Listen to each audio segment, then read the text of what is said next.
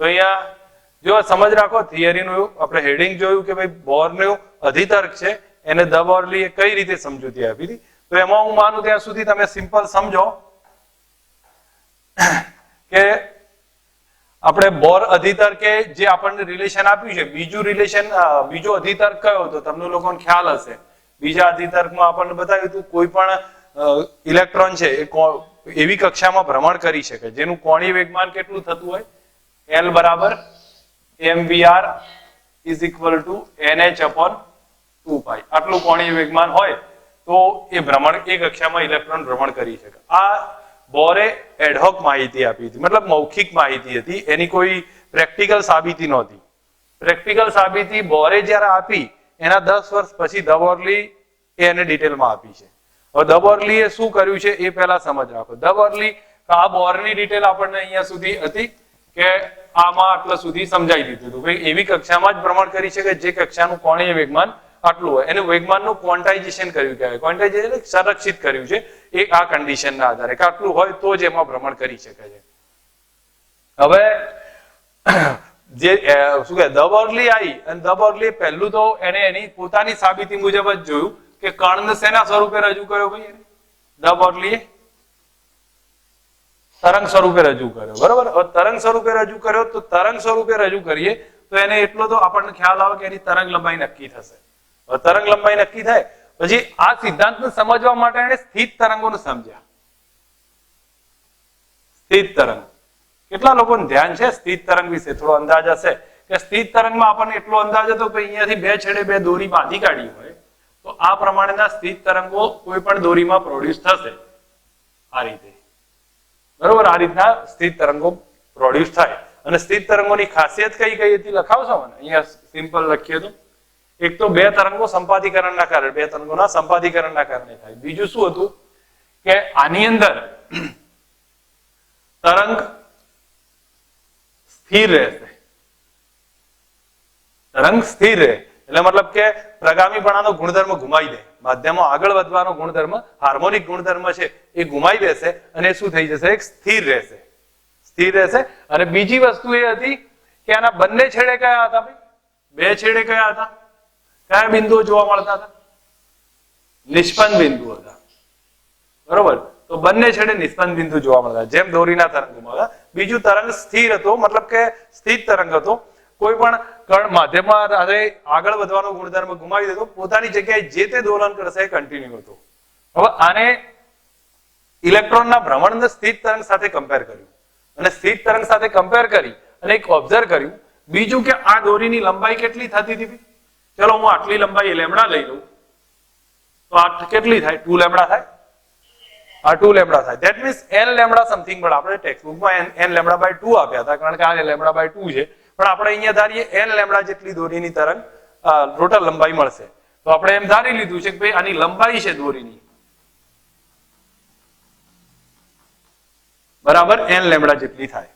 હવે આ કોન્સેપ્ટનો એને યુઝ કર્યો છે. આ કોન્સેપ્ટનો યુઝ કરીને એણે આ રીતે ધારી લીધું કે ઇલેક્ટ્રોન આ પ્રમાણે ભ્રમણ કરતો હોય તો એ આસપાસ આ રીતે સ્થિત તરંગો પ્રોડ્યુસ કરશે. આ રીતે સ્થિત તરંગો પ્રોડ્યુસ કરશે. સ્થિત તરંગ પ્રોડ્યુસ કરે તો એ કન્ડિશનને તમને અંદાજ આવી જશે. પછી આમ રિવર્સમાં આ પ્રમાણે આપણે ધારી શકીએ છીએ. અને આ રીતના સ્થિત તરંગ પ્રોડ્યુસ કરે તો આની જે લંબાઈ થશે એ લંબાઈ L બરાબર 2πr એ કોના જેટલી થાય?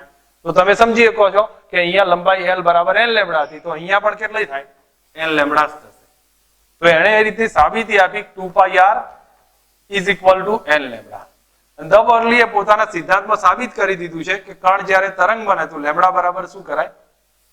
h is equal to mv. તમે અંદર કિંમત લખો 2πr is equal to n લેમડાના બદલે લખું h/mv.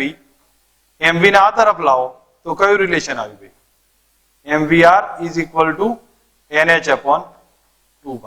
તો આ રિલેશન બની ગયું છે. હવે તમે સમજો ફક્ત એણે આ સિદ્ધાંતને સાબિત પોતાની રીતે કર્યો છે ધ બોર્લી. તો ધ બોર્લીના સિદ્ધાંતની સાબિતી આટલી આપણને ડિટેલ જોવા મળી. હું માનું ત્યાં સુધી તમે બેઝિકને સમજી લો તો થિયરી તૈયાર કરવામાં સમજવામાં ઈઝી પડશે.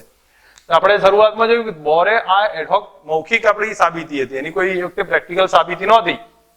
ઇલેક્ટ્રોન એવી જ કક્ષામાં ભ્રમણ કરી છે કે જે કક્ષાનું કોણીય વેગમાન કેટલું થતું હોય h/2π ના પૂર્ણ ગુણાંકમાં હોય. પછી 10 વર્ષ પછી ધ બોર્ગલી એની ડિટેલ સાબિતી આપી છે અને એની અંદર એને પહેલા તો કણને તરંગ સ્વરૂપે રજૂ કર્યું. ધેટ મીન્સ એની તરંગ લંબાઈ હશે અને તરંગ લંબાઈ હોય તો આપણે કયા તરંગોને રજૂ કર્યા? એને સ્થિત તરંગો રજૂ કર્યા. સ્થિત તરંગોની ખાસિયત કઈ હતી? તરંગો સ્થિર હતા, બંને છેડે નિસ્પંદ બિંદુ હતા, એની ટોટલ લંબાઈ દોરીની કેટલી થાય? n લેમ્ડા થતી હોય તો જ એમાં સ્થિત તરંગ પ્રોડ્યુસ થાય. આ બધી માહિતી એને આપી. હવે એના પછી એને જોયું કે આની લંબાઈ L બરાબર જો n લેમ્ડા થાય છે, મતલબ કે આ આખું ટોટલ n લેમ્ડા હોય એક તરંગનું ડિસ્ટન્સ, તો અહીંયા 2 લેમ્ડા થાય, એવી રીતે 3 લેમ્ડામાં ઉત્પન્ન થાય. એ પ્રમાણે દોરીની લંબાઈ n લેમ્ડા જેટલી બની શકે. ઇન શોર્ટ આપણે સમજવા જઈએ તો આવો જ્યારે તરંગ પ્રોડ્યુસ થયો હોય તો એની ટોટલ લંબાઈ 2πr થાય, બરાબર n લેમ્ડા થશે. તો આ સેમ કિંમત આપણે યુઝ કરી શકીએ છીએ. તો અહીંયા lambda 2πr is equal to n lambda, લેમ્ડાના બદલે h/mv ધ બોર્ગલી સિદ્ધાંત મુજબ લખ્યું તો mvr બરાબર nh/2π. ધેટ મીન્સ આ તો કોણીય વેગમાન થઈ ગયું. તો આપણને આ રિલેશનની સાબિતી આપી દીધી કહેવાય. બરોબર. તો આ જ વસ્તુ અહીંયા આપણે ટેક્સ્ટબુકમાં થિયરિટિકલ સમજવાની છે. લખવામાં એ કોઈ કન્ફ્યુઝન ના રાખતા, સિમ્પલ સમજો તમને ખ્યાલ આવી જશે.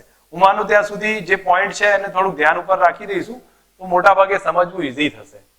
અહીંયા એક કહ્યું છે ઇલેક્ટ્રોન ન્યુક્લિયસની આસપાસ ઇલેક્ટ્રોન કક્ષીય ભ્રમણ કરે છે, બરોબર છે, એ ક્વોન્ટાઇઝ છે અને એનું કોણીય વેગમાન h/2π ના પૂર્ણ ગુણાંકમાં હોવું જોઈએ. આવું બોર મોડેલે રજૂ કર્યું છે અને એના 10 વર્ષ પછી કહ્યું છે, એના 10 વર્ષ પછી ધ બોર્ગલીએ એનો ઉકેલ જણાવ્યો છે. પહેલું સેન્ટેન્સ સિમ્પલ છે, બોરનો અધિતર્ક લખી દેવાનો, અધિતર્કમાં બતાવવાનું કે કોણીય વેગમાન h/2π ના પૂર્ણ ગુણાંકમાં હોય છે અને એ એના 10 વર્ષ પછી ધ બોર્ગલીએ સાબિત કર્યું છે. ધ બોર્ગલીએ સાબિતીમાં શું કહ્યું છે જો કે એને પહેલા તો કહ્યું ઇલેક્ટ્રોન જેવો કણ છે એ કઈ પ્રકૃતિ ધરાવે છે? તરંગ પ્રકૃતિ ધરાવે છે. અને એને સાબિતીમાં મદદ કોણે કરી હતી? ડેવિસન ગર્મરે કરી હતી. તમને ખ્યાલ હશે આગળના પ્રેક્ટિકલમાં. તો એની મદદ એમણે આગળ કરી હતી. પછી એ ઠીક છે, લખો ના લખો અલગ વસ્તુ છે. હવે અહીંયા તમને કહ્યું છે કે ઇલેક્ટ્રોન વર્તુળાકાર કક્ષામાં તરંગ તરીકે વર્તું હોવું જોઈએ. વર્તુળાકાર કક્ષામાં ઇલેક્ટ્રોન દ્રવ્ય તરંગ તરીકે વર્તું હોવું જોઈએ. હવે કોના જેવું હશે? તો સ્થિત તરંગો જેવું. દોરી પર પ્રસરતા જેમ દ્રવ્યના સ્થિત તરંગો જોવે છે, બરોબર છે, અનુનાદ સ્થિતિએ સ્થિત તરંગો ઉપજાવે છે જે આપણે 11th માં ભણ્યા હતા. અહીંયા તમારે શોર્ટમાં લખવાનું છે. જેમ દોરીમાં સ્થિત તરંગો હોય છે, સ્થિત તરંગોમાં મેં તમને આગળ વાત કરી કે સ્થિર હોય છે, આગળ વધતા નથી, બીજું બે છેડે એના ફિક્સ નિસ્વન બિંદુ હોય છે અને એની લંબાઈ n લેમ્ડા જેટલી થતી હોય છે. બસ આટલું તમે ડિટેલ લખી દો, લગભગ આનો સાર આવી જશે. મેં જે 3 પોઈન્ટ કીધા છે. હવે આટલી ડિટેલ તમે ખતમ કરો એટલે પછી એવું કહેવાનું ભાઈ સેમ ઇલેક્ટ્રોનમાં પણ એવું જ હોય છે. સેમ ઇલેક્ટ્રોનમાં પણ એવું જ હોય છે. તો ઇલેક્ટ્રોન જે ભ્રમણ કરે છે એની રેડિયસ r હોય તો 2πr ઇઝ ઇક્વલ ટુ શું થાય? n લેમ્ડા થશે. પછી એને સાબિત કર્યું પોતાના સિદ્ધાંતમાં. પોતાના સિદ્ધાંતની અંદર આ રીતે ભ્રમણ કરતા હોય જેમ મેં તમને બતાવ્યું છે એ પ્રમાણે સ્થિર તરંગો પ્રોડ્યુસ થશે. અને કહેવાનું ભાઈ એના પોતાના સિદ્ધાંતની અંદર જ સાબિત કર્યું લેમ્ડા બરાબર h/mv. આટલું બધું ડિટેલ ના લખો, શોર્ટમાં લખી દો તો બી ચાલી શકે છે. અને ફાઇનલી આપણને 2πr બરાબર n લેમ્ડા, લેમ્ડાના બદલે h/mv કર્યું તો mvr બરાબર nh/2π મળી જાય. તો આ એની મૌખિક સાબિતી, એડહોક સાબિતીને પ્રેક્ટિકલ સાબિતીમાં કન્વર્ટ કરી છે. ઓકે. પછી નીચે અહીંયા થોડુંક સેન્ટેન્સમાં લખ્યું છે જે તમે સમજી શકો છો.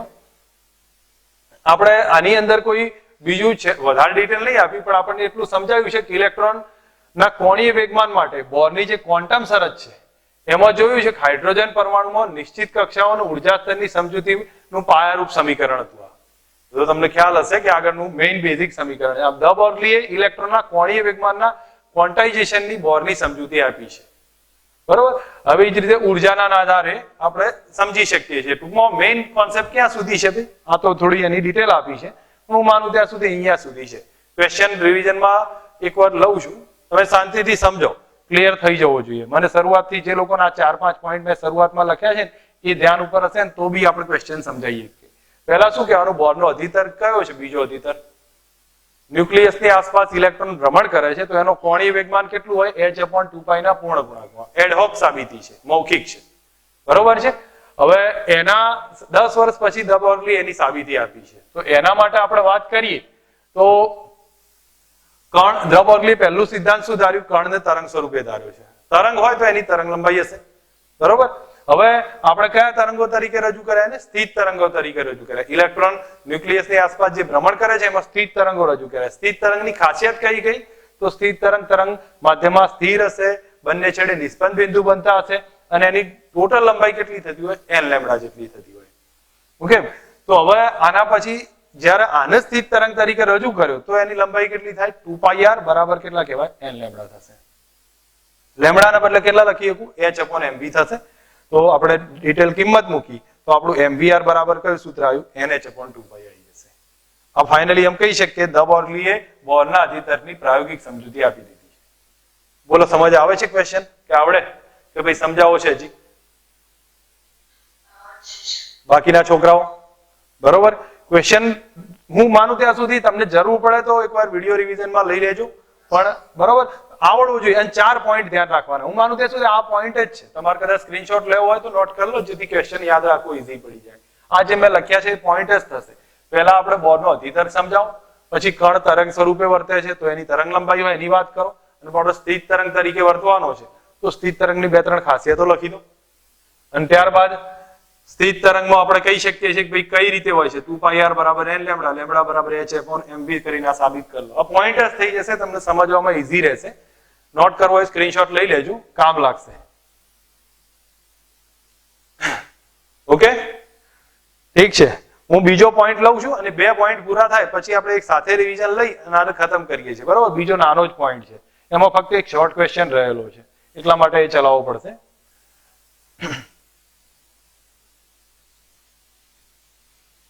તો આની અંદર આપણને એક સીધા કહ્યું છે બોર મોડેલની મર્યાદાઓ કઈ છે. આ નાનો ક્વેશ્ચન છે અને તમારે લોકોએ ધ્યાન રાખવાનો છે. બોર મોડેલની મર્યાદાઓ કઈ કઈ છે? તો અહીંયા આપણે એક વાર સમજતા જઈએ. બોર મોડેલની 2-3 મર્યાદા છે. એમાં પહેલી મર્યાદા એ છે કે બોર મોડેલ હાઇડ્રોજન જેવા પરમાણુને જ લાગુ પડે છે. હાઇડ્રોજન જેવા પરમાણુ માટે જ લાગુ પડે છે. એનાથી વધારે ઇલેક્ટ્રોન ધરાવતા પરમાણુ આવે ત્યાં મોડેલ થોડું કામ કરતું નથી. એનું રીઝન કયું છે? મેઇન રીઝન એમણે શું ગણ્યું છે ખબર? હાઇડ્રોજનની અંદર તમે ઓબ્ઝર્વ કરશો તો હાઇડ્રોજનમાં એક પ્લસ અહીંયા હશે, ઇલેક્ટ્રોન અહીંયા હશે. તો આ બે વચ્ચેના જ ફોર્સને આપણે કાઉન્ટ કર્યો છે. આ બે વચ્ચેના ફોર્સને કાઉન્ટ કર્યો. હવે બીજા પરમાણુઓમાં શું થશે કે ઇલેક્ટ્રોનની કક્ષાઓ વધી જશે, ધેટ મીન્સ ઇલેક્ટ્રોનની સંખ્યા વધી ગઈ. તો આ બે વચ્ચેનો ફોર્સ તો આવે જ, પણ એની સાથે સાથે ઇલેક્ટ્રોન વચ્ચેનો ફોર્સ બી આવી જશે. એ કાઉન્ટ નહીં કર્યો. એટલે બોર મોડેલમાં થોડીક આની સમજની તકલીફ રહે છે. તો બોર મોડેલની પહેલી મર્યાદામાં આ જ આવશે. બોર મોડેલ હાઇડ્રોજન જેવા પરમાણુને લાગુ પડે છે. 2 ઇલેક્ટ્રોન ધરાવતા હિલિયમ માટે પણ આ લાગુ પાડી શકાતું નથી. હિલિયમ પ્લસ માટે લાગુ પાડીએ છીએ. કોના માટે લાગુ પાડીએ છીએ? કારણ કે એક ઇલેક્ટ્રોન કાર્ડ નાખીને એ જ રાખીએ. લિથિયમમાં 2 ઇલેક્ટ્રોન કાઢી અને Ni+2 રાખીએ તો જ લાગુ પડાય છે. તો એમ હાઇડ્રોજન જેવા પરમાણુ હોય એના માટે જોઈએ તો 1 ઇલેક્ટ્રોન થી વધુ ઇલેક્ટ્રોન હોય તો એનો પ્રયાસ કરવામાં આવે તો એમાં સફળતા ના મળી. એનું રીઝન શું છે? ઇલેક્ટ્રોન ધન વિદ્યુતભારિત ન્યુક્લિયસ સાથે નહીં પણ ઉપરાંત ઇલેક્ટ્રોન સાથે પણ શું કરશે? આંતરક્રિયા કરશે. બરોબર, અને એ આંતરક્રિયા કરશે અને એના લીધે શું થશે? બોર મોડેલમાં આને સમજાવવું કેવું પડી જશે? મુશ્કેલ પડશે. એટલે કે બહુ પરમાણુઓ હોય તો એ વખતે વિદ્યુત બળ સાથે ઇલેક્ટ્રોનનું પણ વિદ્યુત બળ ઉપયોગમાં લેવું પડે.